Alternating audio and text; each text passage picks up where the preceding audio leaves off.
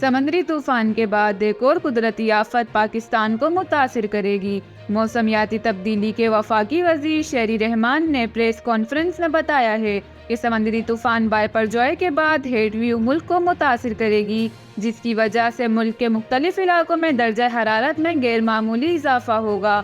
سمندری طوفان بائپرجوائے پر تبصرہ کرتے ہوئے وفاقی وزیر نے کہا ہے کہ اس طوفان سے ٹھٹہ، بدین اور تھرپارکر کے علاقے زیادہ متاثر ہوں گے۔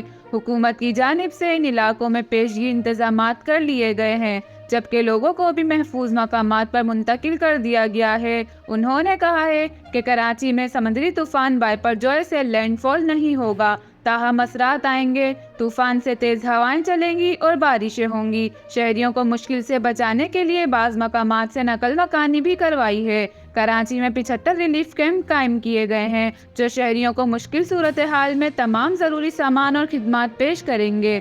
مزید تفصیلات اور اپڈیٹس کے لیے دیکھتے رہیے MIM نیوز۔